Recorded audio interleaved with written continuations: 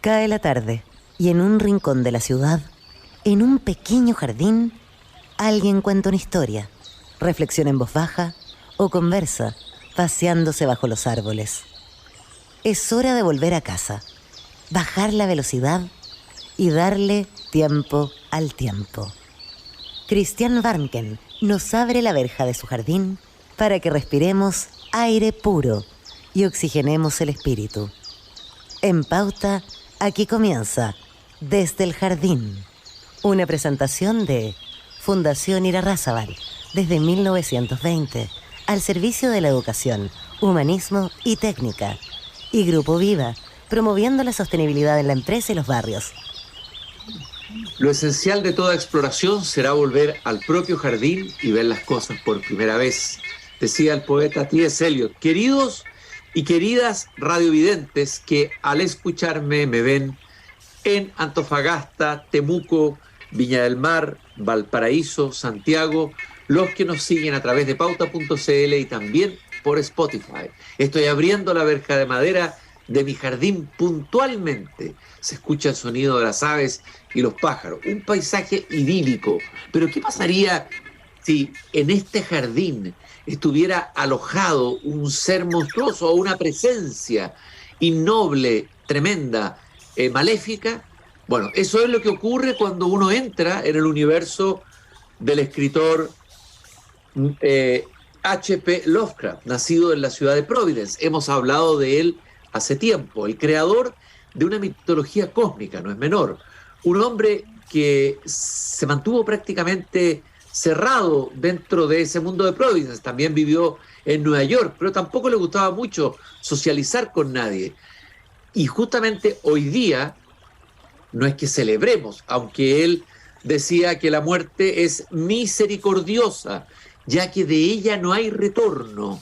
Pero para aquel que regresa de las cámaras más profundas de la noche, extraviado y consciente, no vuelve a haber paz. Son esas afirmaciones inquietantes de Lovecraft. Sin embargo, un escritor que ha atraído a tantos jóvenes y adolescentes que han sido atrapados por su universo. Incluso podríamos decir, qué terrible lo que voy a decir, dañados por su literatura. Por ejemplo, Michel Houellebecq, que escribió este notable ensayo, bastante joven, H.P. Lovecraft, contra el mundo, contra la vida. Viene con un prólogo de Stephen King, que por supuesto que le debe mucho, por no decir casi todo, a este hombre que murió sin tener fama literaria y que además, esto es un dato interesante, sostuvo una correspondencia impresionante. Se están publicando en español más de 75.000 cartas de Lovecraft. Es decir, fue un grafómano de la carta. La carta era un género, el género epistolar, digamos, fue utilizado por los escritores hasta hace poco, en el siglo XX y XIX, era habitual. Gabriela Mistral escribía muchas cartas, respondía a las cartas, Neruda y muchos otros, pero Lovecraft realmente escribía demasiadas cartas, tanto es así que algunos amigos le aconsejaban que dejara de escribir cartas porque eso le estaba quitando tiempo para escribir literatura y crear su propio mundo literario. Pero ahí están las cartas como un testimonio interesante para conocer el pensamiento político absolutamente políticamente incorrecto, la adhesión en un cierto momento al fascismo, la admiración por Mussolini, la molestia por que los inmigrantes que él veía en Nueva York conseguían trabajo y él no, y vivía en estado de pobreza. Hay un relato que se llama Él, que tiene que ver con eso. En fin, es un escritor fascinante, desconcertante, que nos interpela todavía hoy, sobre todo hoy, un escritor que probablemente si estuviera vivo a lo mejor estaría opreso por una nueva inquisición puritana, lo tendrían en la cárcel, sería un escritor maldito, digamos, para nuestro tiempo. ¿Y quién mejor interlocutor para recordar hoy día, el día de la muerte de Lovecraft, a Lovecraft, es Carlos Lloró o Carles Llort? Ese es su seudónimo de escritor, autor de una abundante literatura también de culto, como la de Lovecraft, no tan terrible como la de Lovecraft. Él ama la vida, o Lovecraft parece que no la amaba, contra el mundo, contra la vida, dice Houellebecq. Es además el flamante recién nombrado director de extensión de la Universidad Católica de Temuco, profesor de música, destacado músico concertista Carlos y Lovecraftianos, obviamente. Carlos, qué gusto de tenerte aquí en Desde el Jardín. Un placer, Cristian, como siempre, estar un lujo en esta conversación, en este jardín que nos lleva por una puertecita de tu jardín, da a Providence. Esto es magia, ¿no? Desde luego. La verdad es que estoy con un poco de terror por esta conversación que vamos a tener ahora. Tengo un terror cósmico, un terror ontológico. Y podríamos partir hablando de eso. Se dice que él es el autor de un ciclo literario del horror cósmico. Yo dije que era el creador de una mitología propia. Y me gustaría partir por ahí porque creo que esa es como, me parece a mí que es la base, el pilar de toda la obra de Lovecraft finalmente. Lo más sólido, por decirlo así, los fundamentos de toda su obra. No sé si estarás de acuerdo. Todo lo que incluye la llamada de Cthulhu, ¿cómo se pronuncia eso? No lo pronuncio bien nunca. Patricio Alfonso dice que para pronunciar bien el nombre de Cthulhu hay que cumplir dos requisitos. ¿Ya? Uno es tener branquias y otro pronunciarlo bajo el agua. O sea, por lo tanto, para nosotros cualquier modo de pronunciación, como no cumplimos esos dos requisitos, cualquier modo es correcto o incorrecto. Bueno, Michel Houellebecq, el escritor francés, decía que Lovecraft tenía, habían como tres círculos, ¿no? Bueno, el primer círculo eran las correspondencias y los poemas. Hablé recién de las cartas. Segundo círculo están los relatos en los que Lovecraft participó, y muchos en colaboración. Se habla del círculo de Lovecraft. Luego, el tercer círculo son los relatos escritos realmente por Lovecraft, por él mismo. Y el cuarto, el que es, dices, el corazón absoluto del mito de Lovecraft, constituido por los que los Lovecraftianos más probados siguen llamando los grandes textos, que son la llamada de Cthulhu, el color surgido del espacio, el horror de Dunwich, el susurrador en la oscuridad, en las montañas de la locura, los sueños de la casa de la bruja, la sombra sobre Innsmouth en la noche de los tiempos. Hablemos primero de estos libros que tienen que ver, bueno, eso te invito, si tú quieres proponerme otro itinerario, no hay ningún problema, nos abrimos a él. Pero hablemos de ese corazón absoluto del mito del horror que son estos grandes textos. Sí, bueno, como dice Leopoldo María Panero, él dice que le gustaba derribar los grandes mitos, ¿no? Y uno de los grandes mitos, pienso, de Lovecraft, es que el terror cósmico es el eje fundamental de su obra. A mí me parece que es lo más espectacular de su obra, y por eso, como es lo más espectacular, es lo más efectista, es lo que llega y lo que ha quedado en el imaginario como los grandes monstruos de Lovecraft. Sin embargo, me parece que el corazón, si tomamos a Lovecraft como un ser creativo, maravillosamente sensible y dotado de... Él mismo decía que él se consideraba un ojo flotante. Yo no me considero una persona, me considero un ojo flotante y desencarnado que observa los fenómenos sin involucrarse con ellos. Es decir, lo que él llama la visión impersonal, ¿no? Es decir, lo que es una visión casi oriental, observar la realidad con una mente testigo, absorber toda la información, todo el conocimiento, disfrutar lo real, pero yo me aparto de lo real, no me identifico con eso, ¿no? Entonces, en ese sentido, yo creo que el corazón de esta manera de ver el mundo de Lovecraft, que lo lleva, por supuesto, a estos grandes relatos que tú has mencionado, que son los más conocidos, es lo que él llama la atmósfera, la creación de ambientes. Fíjate que los grandes relatos de Lovecraft, hay monstruos, hay criaturas, pero todo esto a mí me parece que es decorativo y es secundario respecto del gran mérito de este relato, que es la creación de una atmósfera especial, es casi como la creación de una escenografía para o de un escenario, de un set para un gran cineasta, ¿no?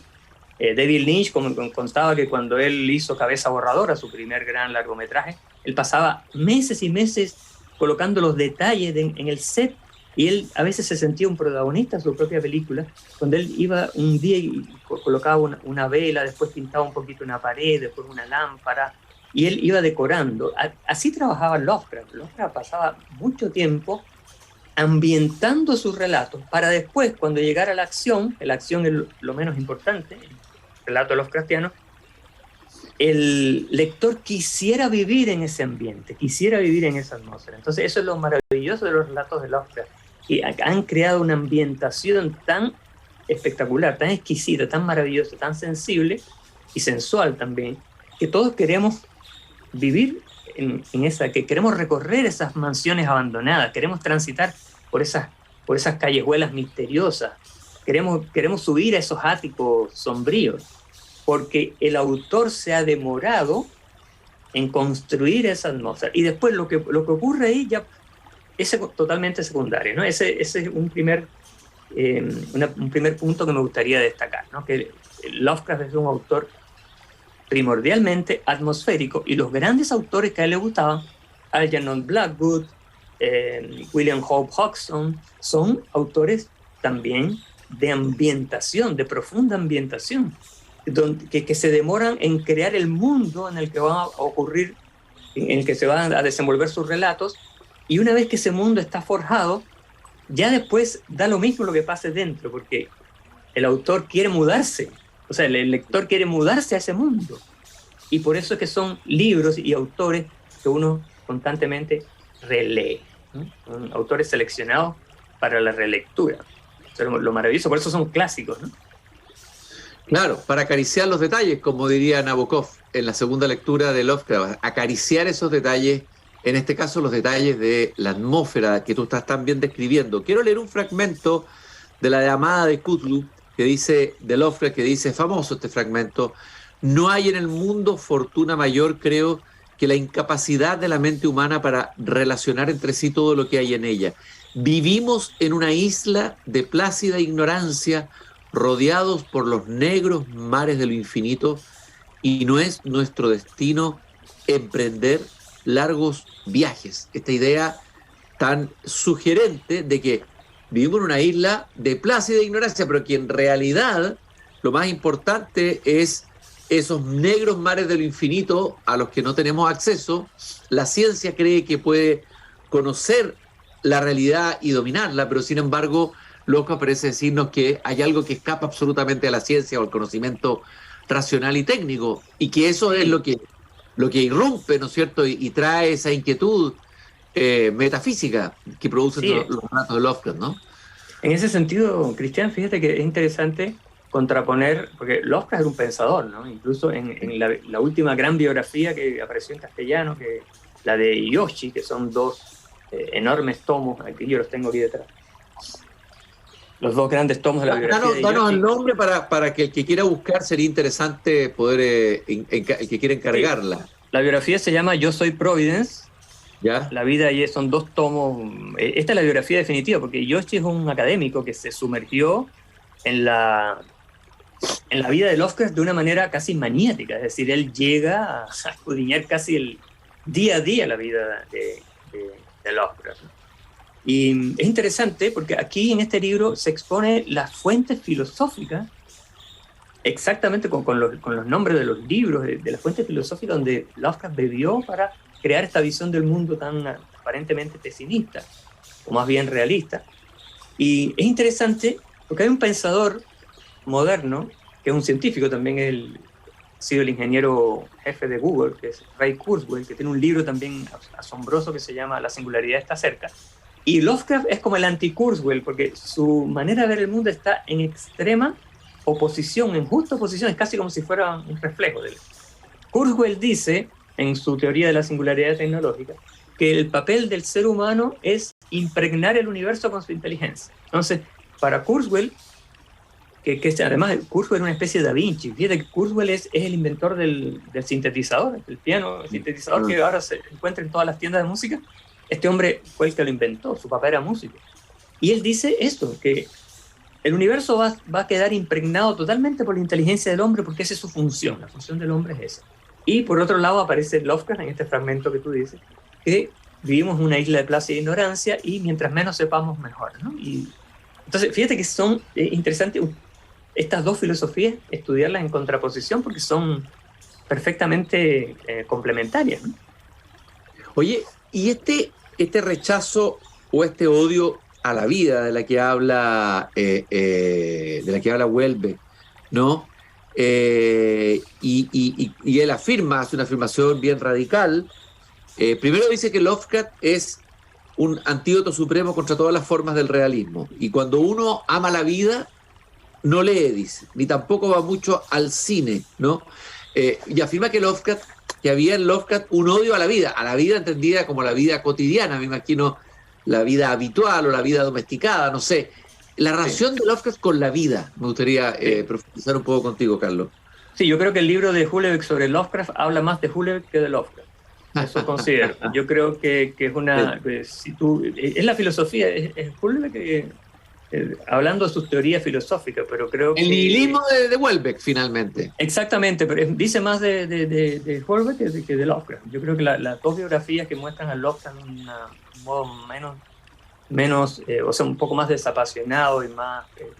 incluso interpelando a Lovecraft pero de una manera basándose en documentos y en evidencias, no en teorías filosóficas, son la de Sprague de Camp, la clásica biografía de Sprague de Camp, la biografía de los años 70, 80, y esta que acaba de salir hace poquito en la editorial Aurora Dorada en España, de Yoshi, ¿no? Que la biografía definitiva de Lovecraft que al fin se publica en castellano, ¿no? Son dos biografías que permiten conocer a Lovecraft a partir de la evidencia que contamos. Son biografías más científicas hasta cierto punto, aunque también escrita por dos apasionados amantes de la obra y la vida de este escritor. Y Lovecraft fue un profundo enamorado de la vida, solo que él miraba la vida como algo que no tenía mayor importancia, pero ya que estamos vivos, como decía Schopenhauer decía, lo mejor es no haber nacido, pero ya que estamos aquí, disfrutemos, ¿no? Ya que estamos aquí, tratemos de disfrutar. Y fíjate que también está el libro de Houellebecq ha diseminado la falsa idea de que Lovecraft era un antisocial. ¿Cómo va a ser un antisocial un hombre que escribió 100.000 cartas? Un hombre al que adoraban sus amigos. Los amigos lo buscaban desesperadamente porque era un gran conversador. Se decía que él de día estaba apagado. Y su personalidad era la personalidad como la de un fantasma, un zombie. Y en la noche resplandecía. Los amigos que lo veían de noche decían que brillaba, fosforecía. ¿Por qué? Porque era un hombre que de noche, como Melville, Raymond Roussel y otros grandes nocturnos, de noche su verdadero ser afloraba, su conversación apasionada, su don de gente, su don de amistad. Para la amistad era un verdadero amigo. Quienes lo conocían una vez, incluso los padres de algunos amigos que no sabían ni siquiera que era escritor, nada, se sentían enamorados por su manera por su generosidad, por su amabilidad, por su sabiduría, porque era un hombre... Si Edgar Morin dice que el autodidactismo es uno de los modos como el ser humano puede desarrollar su libertad de espíritu, en ese sentido Lovecraft era uno de los hombres más libres que han existido, porque sin tener formación universitaria sabía de astrología, de astronomía, era un gran conocedor de astronomía, escribió incluso un diario donde establecía conexiones entre las estrellas y verdaderamente él habría sido un científico, solo que era flojo, por decirlo en buen chileno, era flojo. Él decía que a él le gustaba, por ejemplo, la química, le gustaba la ciencia, le gustaba la belleza de la ciencia, pero él le quitaría todo lo que tenía que ver con el trabajo, con la investigación. O sea, todo el esfuerzo que tiene que llegar a ser un científico, él dejaba eso. Entonces, le gustaba la belleza de la ciencia, pero sin su esfuerzo, ¿no? Bueno, hay algo de infancia, tú leíste esa biografía, no la he leído, la vamos a encargar. Qué impresionante trabajo, colosal, el de Yoshi, ¿no? El autor de esta última biografía de Lovecraft.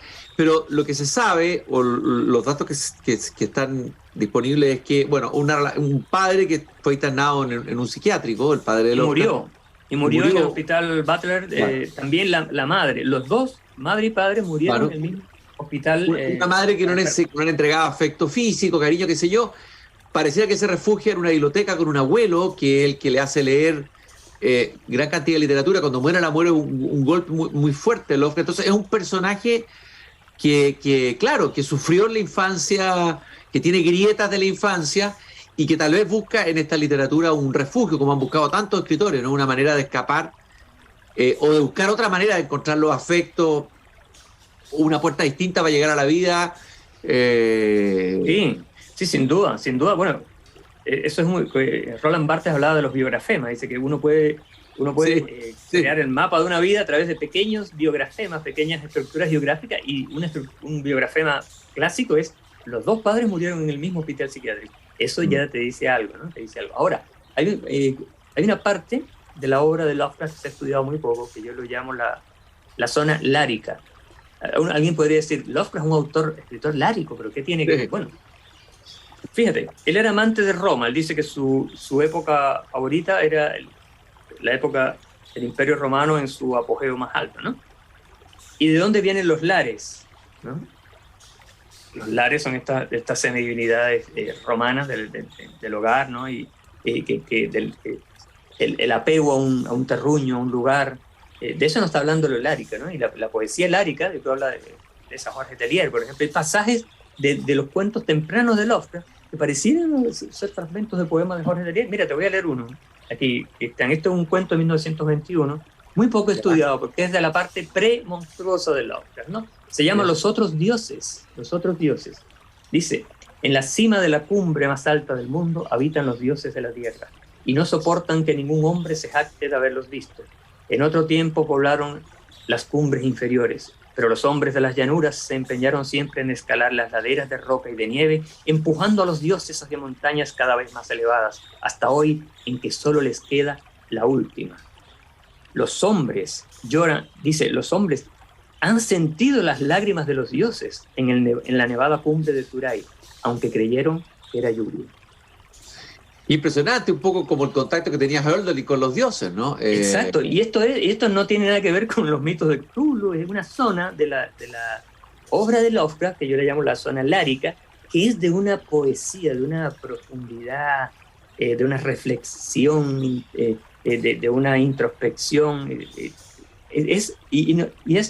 Aquí están las bases, yo creo, de lo poético de Lovecraft, ¿no? Yo creo que todo lo relativo a los monstruos, a los dioses arquetípicos, a toda esta mitología, que por otro lado es una mitología, como se ha dicho, una mitología agujereada, que eso es lo fantástico de la mitología Lovecraftiana, que tiene muchos espacios vacíos y por eso muchos escritores pueden llegar e inventar sus propios dioses, colocarlos en este mapa, y es una cosa muy casi interactiva, no es como un videojuego.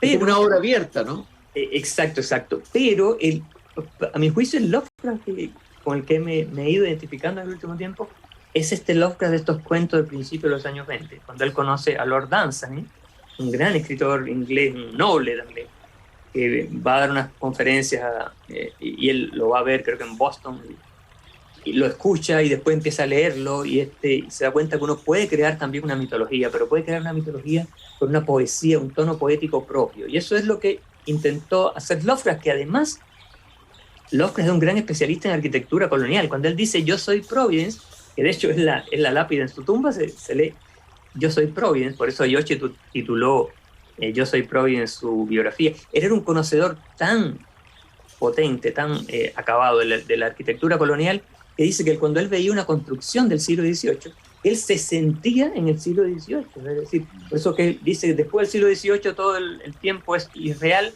o ilusorio. Solo es real lo que está del siglo XVIII hacia atrás. Estamos conversando con Carlos Lloró sobre la fascinante figura todavía por conocer. El mismo Carlos nos ha abierto una dimensión distinta del juicio que hay sobre, o la idea hecha que hay sobre Lovecraft. Este escritor, nacido en Providence y fallecido un 15 de marzo, pero de 1937, en un día como hoy. Voy a leer casi al azar, abro un libro de Lovecraft, va a buscar aquí Polletomancia, ese juego que consiste en abrir un libro al azar y leer algo, a ver qué sale y por dónde nos vamos. Fíjate que me abrí y me caí en La ciudad sin nombre, que parece que fue escrita en 1921. Mismo año del relato que te acabo de leer un fragmento. Mira, y es la primera historia, dice acá, que trata directamente de la mitología que va a escribir. O sea, mira qué impresionante. O sea, primero tú leíste eso y la sincronía nos lleva al relato que tal vez es el umbral del mundo que viene. Leo solo el comienzo. Cuando llegué a los alrededores de la ciudad sin nombre, supe que estaba maldita. Gran comienzo. Esa primera frase, ¿no? Me encontraba viajando a la luz de la luna por un valle reseco y terrible y la divisé a lo lejos emergiendo misteriosamente de las arenas como partes de un cadáver que sobresalieran en una fosa mal cavada. De las piedras desgastadas por el tiempo de aquella inmemorial superviviente del diluvio, aquella bisabuela de la más anciana de las pirámides, emanaba miedo, y un aura invisible me repelió y me ordenó que me alejara de secretos antiguos y siniestros que ningún hombre debería contemplar y que nadie más se habría atrevido a contemplar. A ver, ¿qué es lo que te Ahí dice está ese ahí está esa atmósfera de que te hablaba. Si tal te das cual? cuenta, ahí no pasa nada. Si alguien puede decir, ¿de qué trata este cuento? No trata de nada, si no se cuenta nada. Se nos presenta una atmósfera, es decir, se nos presenta una telaraña emocional que el autor ha cuidadosamente elaborado. Por eso es que cuando a mí a veces en mis talleres de literatura alguien me dice, oye, ¿cómo escribir un cuento? Dice, dedícate primero a crear un mundo. Cuando estés seguro de que ese mundo vale la pena ser habitado y tú quieras vivir en ese mundo, tú lo sientas como algo real, entonces puedes tratar de buscar algunos personajes que quieran habitar ese mundo y crea una trama. Cualquier cosa que pase en ese mundo va a ser digna de ser leída porque ya invertiste tu energía en crear ese mundo, ¿no? Es lo que Suzuki, el gran estudioso del budismo zen, llama la psicosfera. Él dice que la ceremonia del té lo que nos induce es a entrar en una psicosfera, en una esfera psíquica donde el entorno físico está en estrecha resonancia con el estado de ánimo de la persona que entra ahí. Por eso los grandes shogunes, los grandes guerreros, incluso había un gran general, un shogun, Toyotomi Hideyoshi, que él se construyó un salón de té móvil que lo llevaba a todos lados, estaba en campaña luchando con otros daimios, con otros señores feudales, y él llevaba, porque él sabía que dentro de ese salón de té, él se iba a salir del tiempo, se iba a salir de la guerra, iba a crear su propia psicosfera. Y yo creo que lo que Lovecraft logra en estos relatos, en este comienzo, yo un taller una vez que hice sobre Lovecraft, y les voy a leer 7 comienzos de cuentos de Lovecraft. Y uno de ellos fue justamente de La ciudad sin nombre. Todos los comienzos de los cuentos de Lovecraft nos entregan esta psicosfera, esta atmósfera, esta ambientación genial en la cual uno, después de leer ese párrafo, yo quiero vivir ahí, yo quiero caminar, oler, yo quiero experimentar esa sensación de estar paseando por esos ambientes embrujados, ¿no? Y yo creo que eso es una gran lección cristiana, porque muchos escritores hoy en esta urgencia de crear, ¿no? De crear cuentos, que no, de repente hay cuentos muy bien narrados, pero que no tienen mundo, no hay mundo detrás. Entonces, si no hay mundo, finalmente no hay seducción, la literatura suena artificiosa. Bueno, aquí tenemos otro comienzo. Me encontraba lejos de casa y bajo el hechizo del mar oriental. Podía oírlo batiendo las rocas en el crepúsculo y supe entonces que se hallaba justo al otro lado de la colina donde los enroscados sauces se retorcían sobre el cielo que aclaraba y las primeras estrellas de la noche. Ahí comienza, ¿no? Ya te ves metido en ese mar oriental con esos sauces encrespados que parecen vivos. Son fuerzas de la naturaleza que parecen animadas por una vida propia, y tienes la sensación de que estás en el límite de lo inconocible y tal vez del secreto, de lo luminoso, no sé, o sea, siempre te está llevando a ese límite Lovecraft, ¿no? Sí, y era algo, Cristian, que es muy interesante, que él lo experimentaba en su vida cotidiana. Él en algún momento, con la poca plata que tenía, el poco dinero de que disponía, se hacía pequeños viajes. Y un día decide viajar a Salem, la gran ciudad de las brujas, ¿no? En Massachusetts. Y alguien le dice, sí, pero Salem es muy turística. Mira, hay una ciudad por acá cerca que se llama Marblehead. Y en Marblehead dice, ahí, esa ciudad está la misma ambientación de Salem, pero en estado virgen, porque todavía no ha llegado el turismo. ¿Y qué hace Lovecraft? Se va a Marblehead, ¿no? Y llega ahí, y fue tal la experiencia de encontrarse con una ciudad donde estaba la arquitectura colonial esa que él amaba, pero en estado absolutamente virgen, que él llama a esa visita, fíjate la frase que él usa, esa visita a Marblehead fue la marea alta de mi vida. Impresionante, qué bello. Bueno, lo que tú nos has enseñado hoy día sobre Lovecraft, yo creo que nos permite acceder a él con una nueva predisposición, entrar en otro estado en cada uno de sus cuentos, dejarse llevar por esta atmósfera, habitar dentro de este mundo. Si tú tuvieras que recomendar, ¿cuál sería el itinerario para un lector que no ha leído nada, que nos está escuchando y dicen estos dos señores están hablando de un escritor extraterrestre, ¿no? Llamado Lovecraft? ¿Cuáles serían esos relatos que tú recomendarías? ¿Cuál sería la puerta de acceso a Lovecraft? Bueno, yo entré a Lovecraft por una edición cubana, lo leí en La Habana, que se llama Ratas en las paredes. que ahí estaban varios de los cuentos más impresionantes, que todavía me impresionan. El cuento de Lovecraft, por ejemplo, Ratas en las paredes, Los gatos de Ultar. Los gatos de Ultar es un relato espectacular, porque es un relato que tiene mucho de luminoso, pero también tiene algo de los cuentos tradicionales de hadas. Los cuentos de, Las ratas en las paredes, Los gatos de Ultar. También la antología de aventuras oníricas de Randolph Carter, que tiene uno de los comienzos más bellos de la literatura fantástica. Cuando Randolph Carter cumplió los 30 años, perdió la llave de la puerta de los sueños.